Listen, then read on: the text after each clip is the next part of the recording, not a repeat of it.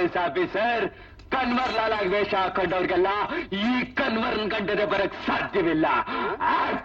ಗಂಡ ಮೇರೆ ಪುಂಡದೆ ಇದೆ ಕನ್ವರ್ ಲಾಲ್.